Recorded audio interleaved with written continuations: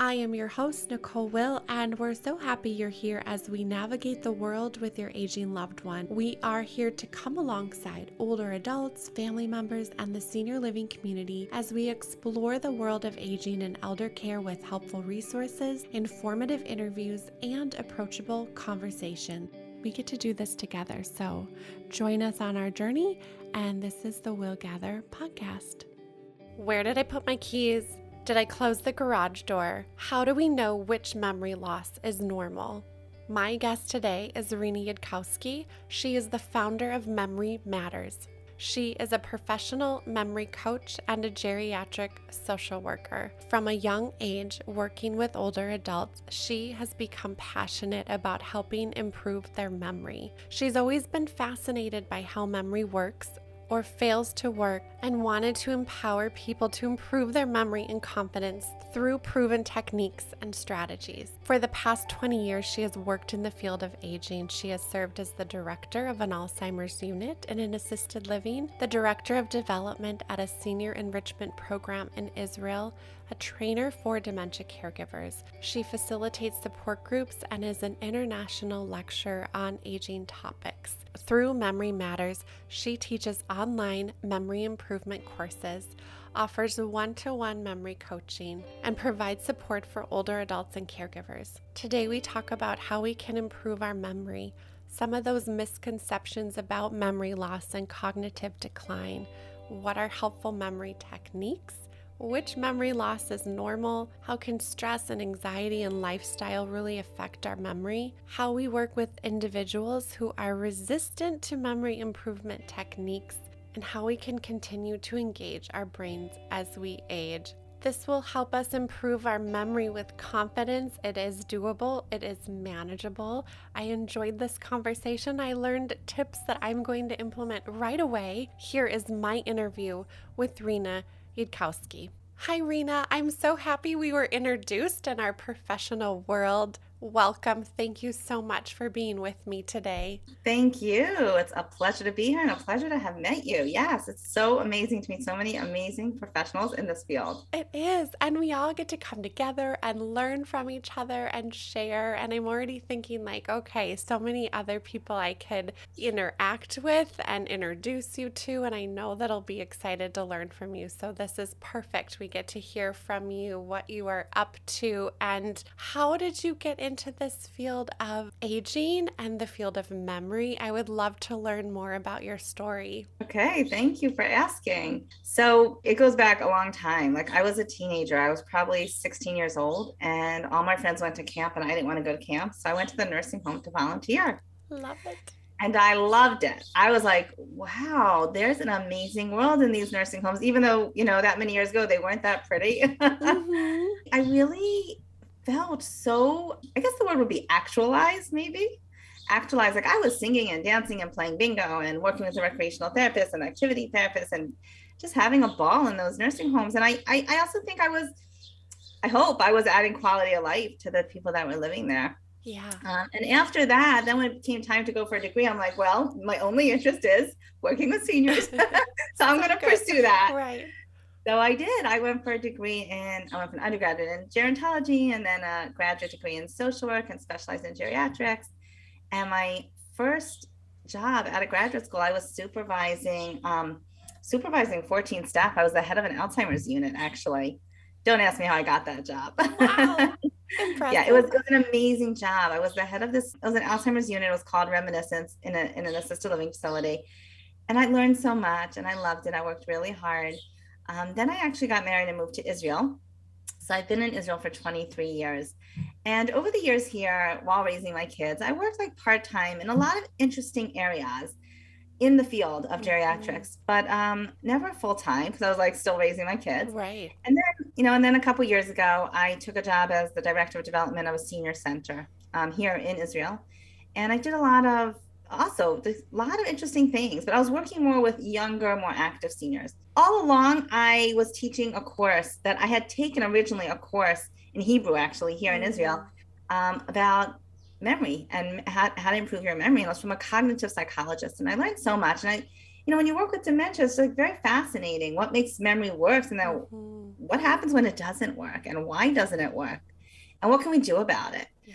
And of course, over the past 23 years, we've come a long way in our research and neurology and neuroscience. And we understand a lot more, I think, about how the brain works and how memory works and what's involved in it and what we can do. This is the empowering part, what we can do to really try to preserve our memories as much as possible. Yeah. So yes, and I was teaching this course live for different geriatric institutes here in Israel. And then like a couple months before COVID hit, of course, not knowing what was about to hit, I decided I'm going online. I'm putting this course online. Online courses are where it's at. People then can, from all over the world, can do my course, and I can really have a much bigger impact and help a lot more people. And then COVID hit. So all of us, and everyone, and every age, and everyone went online. Yeah. But especially the seniors who weren't really online before. It was amazing because I could, first of all, help a lot more people in many more areas, and even people that were very isolated over COVID. And most of the seniors were very isolated over COVID. But certain places, I actually interacted with a lot of people all over the world, and certain places, like, they were really, really isolated. And that has its own, rebound effect and after effect and horrible effects. But what I found myself doing was not only did I go put my memory course online, but I also ended up doing a lot of webinars for senior groups and organizations that all had to close their doors and needed online programming. So I could sit here in my room in Israel, and I could be in England and Passaic and Canada and Australia. Incredible. And it was so cool. The whole world became much smaller. And for me, it was wonderful because I could speak to, 300 people from all over the world at once, which, I could do in person, but it's a much bigger feat to do that in person, Yeah. So basically, and what do I talk about? I talk about memory, improving focus, improving memory, brain fitness, brain health. What can we do as we age to keep sharp? Ultimately, that's our goal. We all want to keep sharp, and we want our cognition intact, and we want our brain healthy as we age. And we know a lot more now about how to do that. And so I do a combination of techniques for names, numbers, lists of items, and more of like the research on lifestyle factors. So I do a combination of that. It's so good because it really is the combination. And I think, to your point, we have so much more information available to us now that we didn't have in the past. And alongside the connection, you're able to reach people from literally around the world. And we need that connection. And I think helping us, I'm so excited to have this conversation because I even have questions, what's normal? Me forgetting where my keys are, is that normal or not? And I know we're going to talk all about that. And it helps build that confidence and empowers us to know that we have the power to make some change and keep our cognition and keep our memory sharp, where I think there's some common misconceptions that as we get older around memory. What do you find some of those are? What are those common things that people tend to say to you or bring up about memory or cognitive decline? Yeah, I'll tell you. That's a good question. When I meet people on the street, no matter what their age, actually, I tell them what I do, they all say, I need that. And I'm like, yeah, we all need some good memory techniques and tools to just sharpen our brain. But people do have this tendency towards negative bias when I'll say my name and people will be like, I can't remember that. And I'm thinking, did you just say that to me? Yeah. Don't tell me you can't remember anything. I believe you can remember anything you want to remember, especially my name. Right. Because that's what I do. So people really, they have this thing of like, I'm too old to remember. I can't do it. I'm bad at names. I can't tell you how many times people have said to me, I am bad at remembering names. And I go, that's like saying your bicep muscles are weak.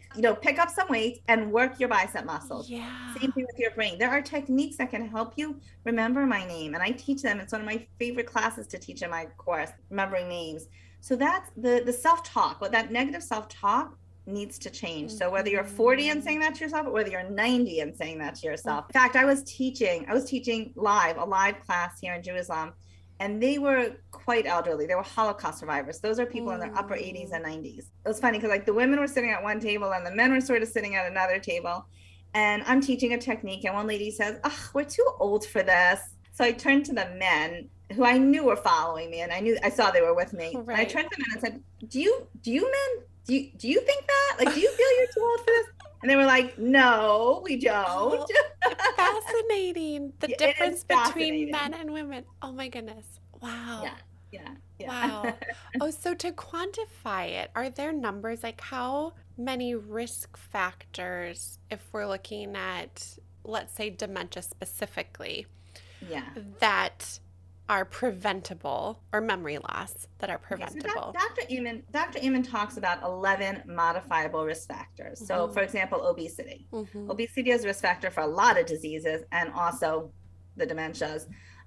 So, losing weight is a big one. So, just to quote Dr. Amen, who I love, Mm-hmm. he's a neuropsychiatrist Yes. who works with the brain a lot. And he says, as your weight goes up, the size and function of your brain goes down. Wow. So for those of us that have a little weight or a lot of weight to take off, Mm-hmm. now's a Mm-hmm. good time. And your brain, we know that our body and our heart need to be trimmer and thinner, but our brain also.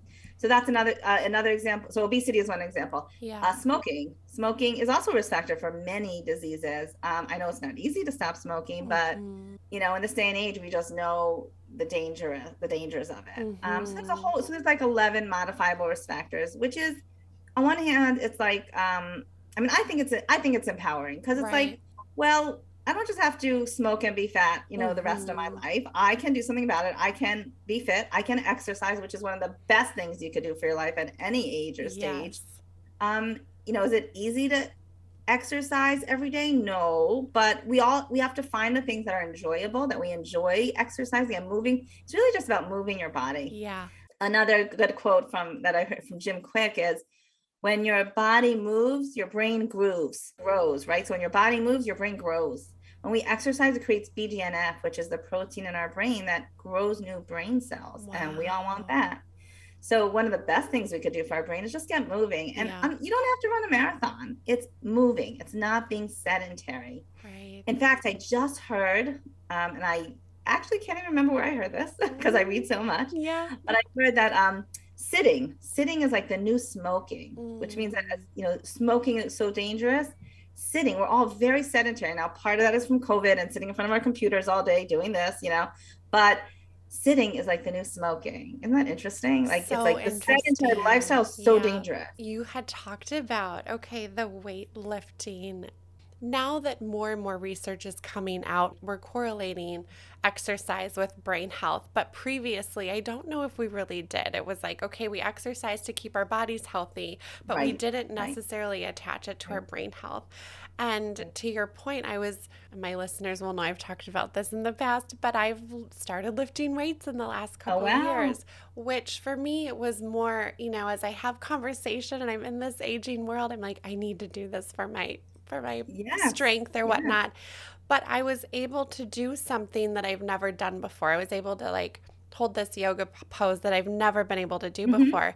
And it surprised me in the sense that I would always fall over because I wasn't strong enough. But because I had been lifting weights, I could actually do it, Oh, which wow. That's was which was amazing. awesome. And when you think about it in that way, if you're practicing and you're exercising the muscle of memory in your brain, you will be able to do things that you've never really thought you could do before. So I loved like that Absolutely. picture, like it was such an active picture that you painted, and Absolutely. it Yeah, just was such a go ahead. great example of that. So thank you for bringing that up. Yeah. Yeah, and I want to say that happens every time I teach my course. I have people come in and say, "Oh, there's no way I'm going to be able to remember this list of names." This I because I actually have 12 pictures and names, so it's really 24 names. And I have them do a pre-test in class 1, and they're like, that most people give up before they even start to try. They don't even Interesting. try because they Mm. don't believe they can do it. Mhm. And at Mhm. the end of part 1, which is class 10, so 10 sessions later, they do it and they're like, whoa, this is so much easier. We can do this. We have the technique. We practice this. We did it so many times. I know the names. And they're like, I cannot believe we were able to do this. And I see Wow. this over and over and over. And the Yes. same thing with a list of 20 items.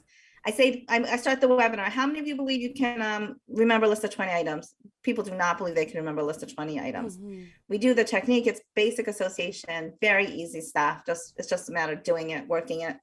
By the end of the hour, it's like, okay, what's number 3? And they say, what's number 7? What's number 14? Or they can go in order backwards or forwards from 1 through 20. And people are like, wow, we did not think we could do that. Oh, so cool. And to see it play out like that. Yeah. Yeah. You were mentioning that you met with a group of Holocaust survivors. One question I have is, can and how does stress or anxiety, or I would say trauma, affects our memory or cognitive function? What do you find to be true in that? Yes. So yes, yes, and yes. So you said stress, anxiety, and trauma. Yeah. So trauma and memory is like a whole field of science. That's probably another podcast. It is. That is another podcast. Yeah. And to tell you the truth, it's not my specialty, but trauma and the brain is like a very interesting world, and we're learning more and more about it. So let me talk a little bit about stress and anxiety, though. How about we do that? Perfect. Okay. So chronic exposure to stress shrinks the hippocampus. Your hippocampus is the part of your brain that's in charge of memory and learning. You don't want that shrinking. And chronic exposure to stress shrinks it. So that's enough of a reason to manage the stress in our lives. Now, are we always in control of what happens to us? No. Right. We are in control of what we do with it, how we react, what coping mechanisms we do. Meditation, breathing, yoga, you mentioned yoga, are all really important coping mechanisms, not just to handle the stress, just physically. We know what our body feels like when we take a deep breath and we meditate, and we, that are just a really good cleansing few breaths does wonders for stress and feeling overwhelmed and not calm. So that's all. Same thing for our brain. They have found there's a lot of research on meditation and yoga and all breathing. I'll put that all together. That is so good for the brain, because it calms the brain down while opening it up and stimulating at the same time. That's the cool thing about meditation, that it calms the brain and stimulates it at the same time. So it's very important. Our brains really do not do well. They deteriorate with chronic stress and anxiety. Anxiety also, and this is something that I've seen a lot over COVID, a lot of anxiety, especially in the seniors. And we're seeing a lot of cognitive decline. And I do think that goes hand in hand. I think that's one of the definite reason. Right. I mean, there's a lot of reasons. We could talk about COVID itself. We could talk about isolation, which kills people, we could talk about a lot of it, but the anxiety that went along with it was a lot. And if we don't have good tools for that to help us both, both keep our brain sharp and also manage our stress in our life, that's absolutely going to cause cognitive decline. Yeah. Oh, completely. Yeah. So I'd love to go into the thought process of what is normal memory loss and then what can we do about it. So we'll start with, how do we know what memory loss is normal, that it isn't going to cause that cause for concern, like those things that we do that I'm hard on myself about. Right. Yeah. So, okay. So there are the things that happen to all of us, like, misplacing your keys once in a while, going to the fridge. One of my webinars is called, What Did I Come to the Fridge For? And it's 4 techniques to improve focus and memory. And I would like to share 2 of those techniques with you soon. But so normal versus abnormal. So here are some guidelines. And some of these are extreme, and sometimes it's more fine-tuned, and sometimes it takes a good memory assessment to figure it out. But in general, if you are functioning independently, so you don't need help from other people on a regular basis. If you are misplacing your keys once in a while versus are you doing it 100 times a day, and you're not making the doctor's appointment because you can't find your keys to drive there, So the question is, how pervasive is it, and how is it affecting your daily life? So if it is interfering with your daily life, then I tell people, go to a doctor, get a memory assessment, call me. I do memory assessments. Let's really try to evaluate what's going on here. Go to a neurologist, because it doesn't help to deny a problem that's there. Now, every time you misplace your keys, you don't need to run to the doctor. So that's where my techniques help. Like, I give people techniques, and then I say, what, if none of this works and there's a pervasive problem where it's affecting your daily functioning, then it could be more serious and you need to go get it checked out. Now, it's not always dementia. There are a million reasons for memory loss, side effects of medication, infections, there's so many different explanations. It doesn't have to be dementia. The question I tell people to ask themselves, how pervasive is it? How often is it happening? And is it intervening with your daily functioning? And then the other question is, are other people noticing? Are you becoming less independent? And another good thing to ask yourself, there's a difference between forgetting a part of an experience and forgetting the whole experience. So for example, I remember that last week I went to a wedding. Now, I might not remember what I wore to the wedding. So that would be normal, not to remember what you wore to the wedding. But if you don't remember that you even went to the wedding last week, then that would be abnormal. Another example is it's normal to, like, when you're driving down the highway, to daydream. Once in a while we daydream and you miss your exit. Like once in a while, that is normal if you're daydreaming and you are not focused. It is not normal to be driving down the highway and not sure which exit to take to get home, Or another example would be, it's normal to misplace your keys, but it's not normal to pick up your keys and say, I don't know what these go to. So some of those examples are extreme, but that's the underlying premise is it interfering with my daily functioning? Okay, that's really helpful. It kind of gives us a good baseline. And like you said, there can be many reasons Exactly. why we have that, but at least it gives us a place to start. Yeah. And so what can we do about it? In a couple different ways, I'd love for you to talk about some of those techniques, how you help seniors improve that memory. And then I have a question about food. So okay, good. Okay, we'll we'll go into that. Yes. All right. Good, so good. what are those techniques and what can we do about it? Mm-hmm. So like I said before, one of my favorite webinars, and I've done this webinar so many times all over the world and people love it because it's super practical. It's called, What Did I Come to the Fridge For? So you go to the fridge, you open up the fridge and you have no idea what you came for. And people get very worried. Yeah. Like whether it's, if you're 40, 50, 60, 70, 80, 90, it's like, that's worrying not to be able to remember what you came to the fridge for, because you say like, oh my gosh, what's wrong with me? Yeah. Or I walked into a room and I'm like, why did I come in here again? I don't remember. Yeah. So what I help people understand, which really takes away some of that anxiety, is that usually it's not memory. Now, again, if it happens over and over and over and you can't function, then maybe it is memory. But for most cases, it's not memory. It is focus and attention. And we confuse that with memory, meaning we blame our memory on what's really focus and attention. So I have the thought, I need the milk from the fridge. I take the steps into my kitchen and I go to the fridge and I open up the fridge. But what happened to my brain from when I had the thought I need the milk to when I got to the fridge? My brain went, right? It went, I need to call that person. I need to remember to do that for the kid. I need to send that email. I need to do, right? Right. So I get to the fridge and it's not a memory issue. It's like, my mind got distracted by internal distractions, or it's possible that the phone rang or the doorbell rang and there were external distractions, which happen all the time to us. So we live in a very distracted world, especially with all the technology. So I get to the fridge, I open the fridge and I go, I don't know what I came here for. It's because my mind went into so many more other thoughts and modes in that time. They say we have between 60 and 80,000 thoughts a day. Between 60 and 80,000 thoughts a day. Wow. That's a lot of thoughts. So we do distract ourselves we sure with do. our thoughts all the time. Yes. And if anyone here is ADD, forget it, because our minds go very fast. They fire, the neurons fire really fast. Yeah. And we need to bring ourselves back. So that's what's happening. So it's not necessarily a memory problem. It's really attention. So on one hand, that calms people down. It's like, pay attention. The next time you forget something, I want you to ask yourself, did I even pay attention to this in the first place? If you didn't, then it's for sure not a memory problem, right? Right. So the easy solution, I always say this because it's an easy, silly solution, but it's good because it helps us stay focused. I need the milk from the fridge. Milk, milk, milk, milk, milk, milk, milk, till I open the fridge and get out the milk. What did I do? Just by saying it out loud, I'm just keeping myself on one track. Right. So my brain's not going all over the place.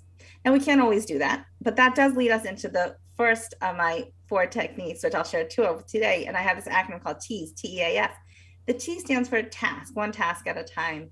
We all think it's so fancy to multitask because you could get so much done, but the research has shown us that it really trips up our brain. It's really, really not productive. In the long run, we are less productive. They did studies in the workplace and they found that people that multitask actually make double the amounts of mistakes. We think, we're going to be productive if we can do this, all at the same time, but it trips up our brain. It makes us feel stressed. I think we're all feeling like as we try to multitask, I know I do, I feel just stressed. I don't feel calm. And I also end up quote unquote forgetting more because I'm distracted. So I checked my email, I checked LinkedIn, I checked Facebook. Now, where was I? I was trying to answer that one on, it's just too many distractions, right? Too many windows open.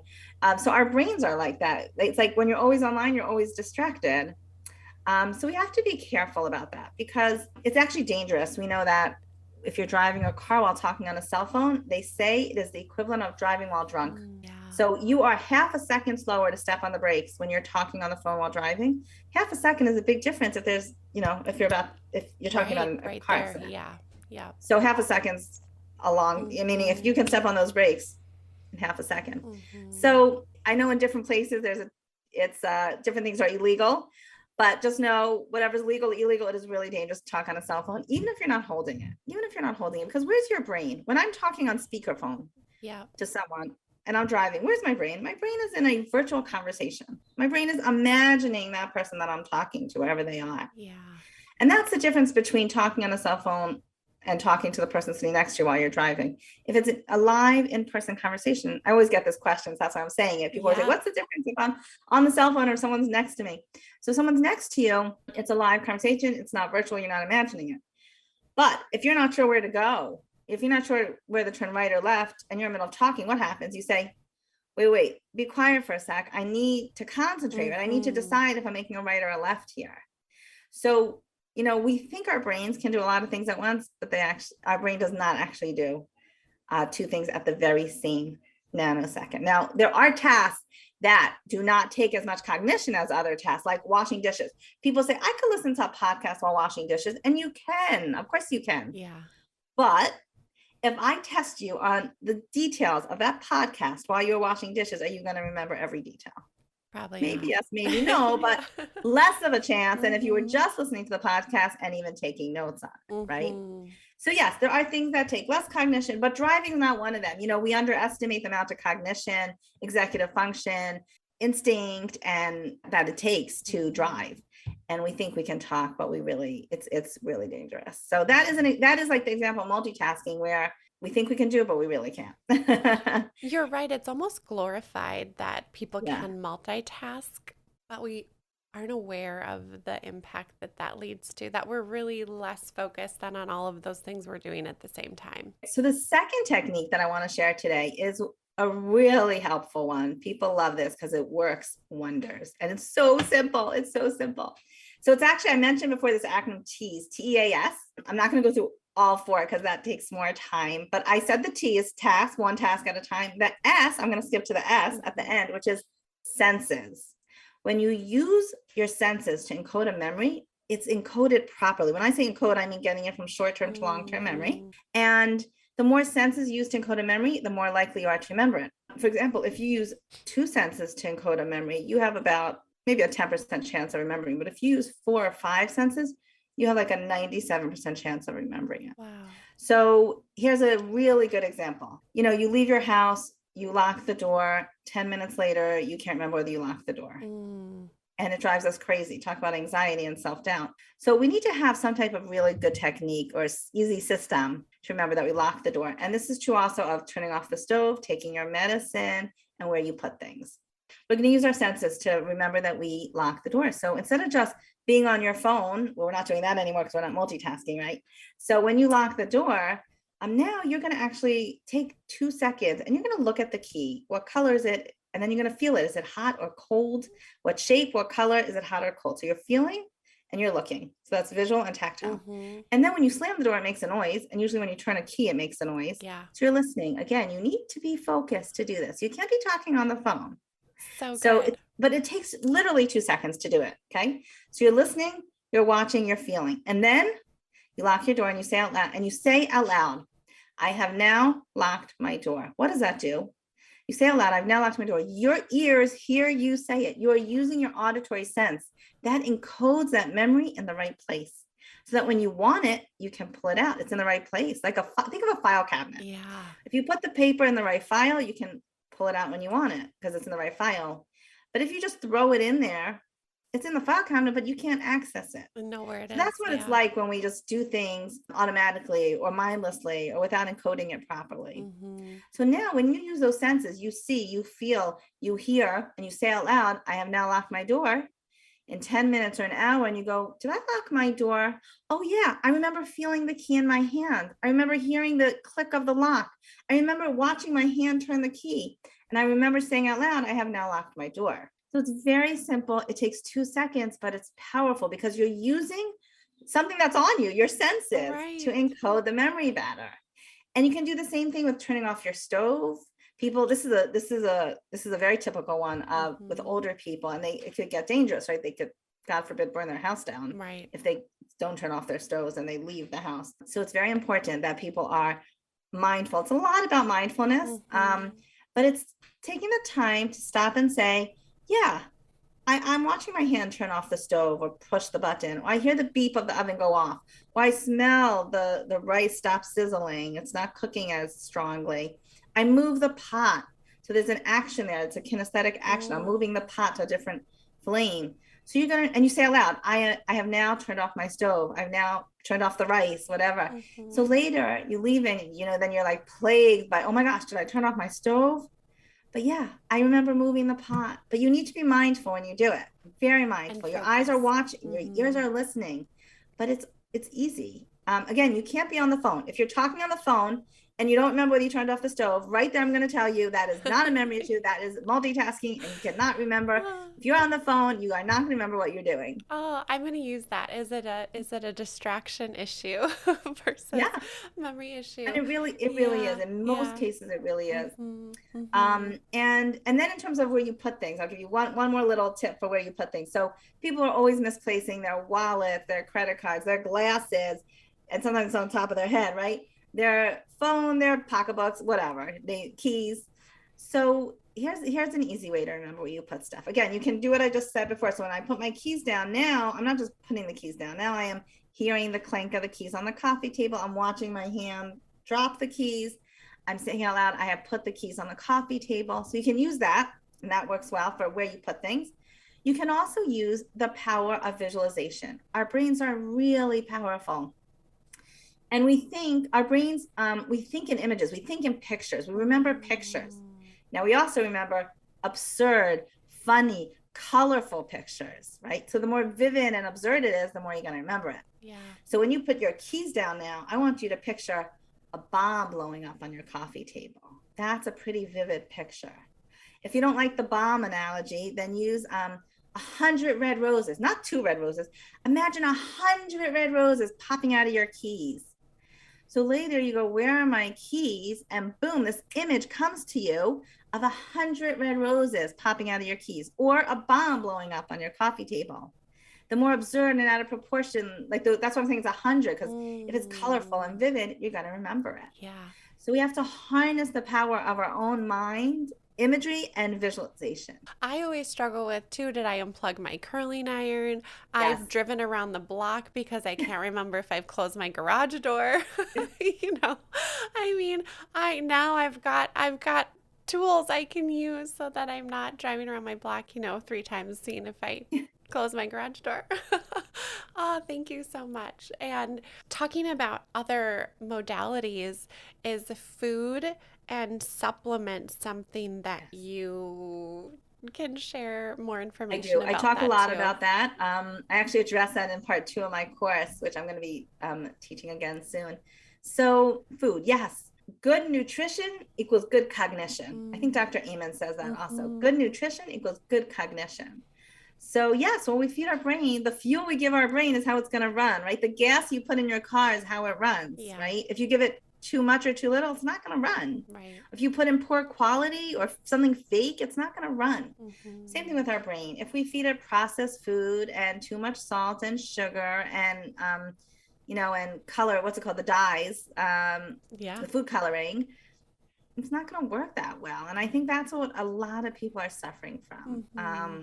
Of course, that goes along with weight gain and not being healthy. And it's all a lifestyle. Yeah. Basically, it's a lifestyle. So if we choose to live a more healthy lifestyle, we are choosing a better brain, a healthier brain, a better memory, better cognition. And we can choose that through our food. That's one way we choose it. So there's a whole list of healthy foods to eat, and there's a list of unhealthy foods to eat. I mean, I mentioned sugar, processed foods are some of the, it causes also, they're finding a big connection now between mental health and processed foods and unhealthy foods, Mm. they're causing a lot of mental health issues. So Mhm. again, on one hand, it's hard because it's hard not to eat junk. And on the Yeah. other hand, it's empowering to know that, well, if I stop eating all those carbs and junk, I might feel better. Yeah. There's hope. Yeah. I might have more energy, my mind, my mental clarity. In general, the American diet, what's called the SAD diet, right? The standard Mhm. American diet. Mhm. It's really full of sugar, carbs. We're used to eating years ago when everyone decided fat was the enemy. So then we ate a lot of carbs. Yeah. And then of course it swings back and we say, okay, now not fat, not carbs, it keeps going back and Right. forth. Yeah. Eggs, no eggs, whatever. But the point is that the carbs, it really causes a lot of mental fog, brain fog. Like people that are walking around with brain fog and they stop eating all those carbs, Mhm. it's amazing how their brain fog clears up. It's Yeah. one, I mean, again, there are many causes, but Mhm. for sure, eating too many carbs and sugar causes brain fog. That's for sure one of the causes. Right. Right. Um, Obviously, no sleep. You didn't even mention sleep. I Mhm. can go on and on and on about the lifestyle factor. Sleep is huge. When we sleep and we take out the toxins in our brain. So you want to talk about your memory working better? If it's full of toxins, it's not going to work very well. Sleep is a huge factor in our brain working well. So food. So I'll just say some of the foods that we know are good. And anything that's an antioxidant. So it's going to be the green vegetables, the blueberries and strawberries, the healthy fats. So we're looking at avocado and olive oil. The good one on here that I like is the dark chocolate. So Mm. not the stuff that has a lot of sugar in it, but the cocoa. There's something in cocoa that they find is like the cocoa and the chocolate, that's good for the Mhm. brain. So the high cocoa, 70 and 80, 90% cocoa. So that has less sugar and more cocoa is healthier. Yeah. Um, So um, good. what else? What else on that list? So anything green, any of the vegetables. Mhm. They say to eat a rainbow of vegetables because each color has different vitamins and minerals in it. So you want to eat the red peppers and you want to eat the cucumbers and the carrots and the Brussels sprouts and the broccoli. And broccoli, of course, is a huge antioxidant. So you want to eat really, I tell people go to the supermarket and pick out like, sometimes people just stay with like lettuce and carrots and cucumbers, but like experiment. Try one of each of those vegetables that you never tried before, different colors. You might like some of Yeah. them. Try it. You never know, right? Some of Yeah. my And of course, the favorite fish. I vegetables. didn't mention Yes. fish, but we know that the omega-3 is very important for the brain. So we're looking at, Mhm. salmon and tuna and the fatty fish acid. Because you live in Israel, my parents have been many times, and one of their favorite parts about being in that part of the world is the food. You guys Yeah. have incredible food. Are you finding that your food in that part of the world is different than American diet, correct? Or is there similarity? Is processed food prevalent? I haven't been there, so Yeah. I'm not as familiar, but I don't know, just to get your thoughts on that. Yeah. So it look, in an ideal world, we eat the Mediterranean diet, Hmm. which is healthy, right? Yeah, yeah. But pizza and falafel and Hmm. processed sugar has all come here. Yeah. It's made its way here. Right. It's Israel has become much more commercialized and industrialized in the past Mm, 23 years that I'm living here. yeah. But if you stick with, you know, the plant-based stuff and the fish and the olive oil and the avocado, yeah, we love avocado here. Hmm. And the fruits and vegetables. So, yeah, so Yeah. then you're doing good. But we also have very yummy breads, the pita bread, and we have, like I said, pizza and falafel. So it Yeah. depends. Wherever you go, it depends what you're Right. eating. Right. Exactly. Exactly. Okay. I just was like, oh, I want to hear more about it. But Yeah. yeah, one of these days I'll come visit and Yeah, that'd be get to great. taste the food and meet you maybe in person. That would be really fun. Yeah, that'd be amazing. How are you finding that, let's say someone's resistant, that they don't necessarily think that this is going to help them or want that memory improvement? What can you share with them to maybe change their thought process around it? I deal a lot with resistance. People say, I want a better memory, but then they don't want to like Right. take the time it takes to Yeah. just practice the techniques. Right. So I'll tell you what I tell people, two things. One is the treadmill, and one is going to be some results. So the treadmill, you can say, I want to lose weight, and you can stand next to the treadmill and say, I want to lose weight. But you're not going to unless you get on the treadmill or go walking outside, Yeah. right? So it doesn't help to stand next to the treadmill and say, I want to lose weight. Got to get on the treadmill and walk. So I say the same thing with my techniques, and they're not my techniques. I didn't invent them, but I put them together in a coherent way. The techniques work, but you have to use them. So I can spend 20 hours teaching you techniques, but if you don't use them, they're not going to work. Mm-hmm. That's number one. So you got to use them. But what I teach is easy enough, and it's geared for seniors. Like, I don't do anything that I can't do myself. That is too complicated. Like, if there's a technique that's too complicated, I'll mention it just because I'll say, this is what people like to talk about, but I'm telling you, I don't even use this. So I'll mention it, and then I'll say, but here's what I really find helpful. And here's what, let's practice this. Yeah. So that's first. So you got to use the techniques, but hopefully they're easy enough once you practice them that they really work. So that helps overcome the resistance if people feel they can do it. And then the second thing I would say is just the results, the testimonials that I've gotten. I mean, people say it's life-changing. You know, people come in with a terrible fear. We didn't even talk so much about the fear of dementia, but especially caregivers, we're talking to caregivers. There's a real fear of getting dementia. And when I help people feel more confident through the tools, techniques, and empowerment that you can do this, you can improve your memory. So then it's like the fear goes down. I don't have to live my life being scared of getting dementia because there's so much I can do that can help stay sharper longer. So when someone, one lady came to me and she had a traumatic brain injury from a car accident like 40 years before. And she was in her 60s, and her mother, like on the other end, had Alzheimer's. So she had a bad past, a bad future. She was really like a mess. She came to me with like, I don't know what to do with myself. I'm really scared. Right. And I said, well, you know what? I can't guarantee you anything. I don't know what's going on in your brain. I can't promise you anything.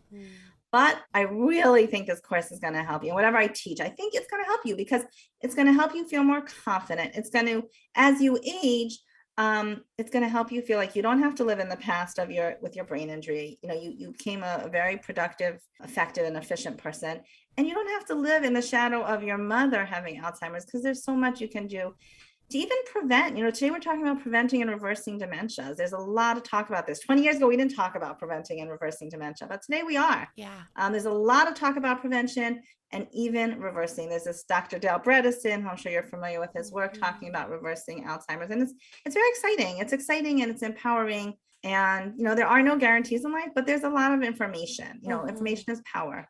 So what I tell people is that, give this a try. See, it doesn't hurt and it's not even hard. Yes, it takes time and yes, it costs money. But other than that, see what you could do. And so this woman who really, was living in fear at the end, she was a great student. She would come to class and then she would watch the replays and she really practiced. Yeah.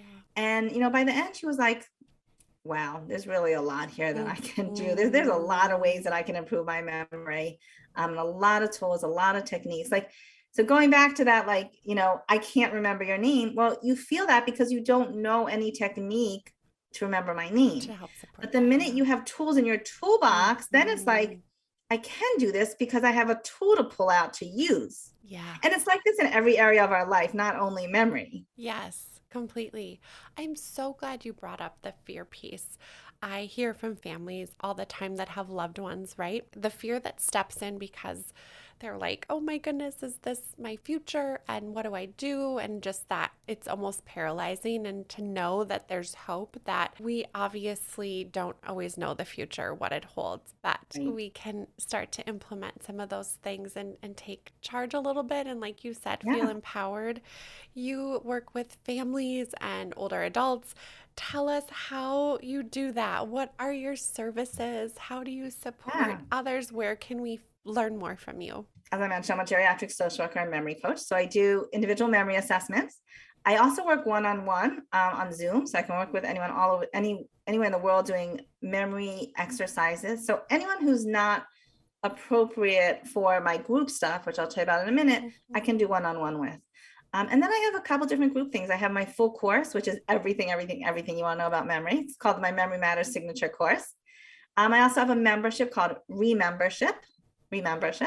And that's a 3-month membership with shorter videos, and it's more pre-recorded that people could do on their own time. All of this is available on my website, which is my name, RenaYudkowsky.com. And then I also have a brain exercises monthly. It's called Monday Memory Motivation. So it's the first Monday of the month. And you hop on live with me and we do really, really fun brain exercises and a variety of brain exercises. Each month it's something different. We do word recall. We do stuff with our fingers that like use both sides of the brain. We talk about active observation and visualization, which I mentioned before about visualization. We practice that some more.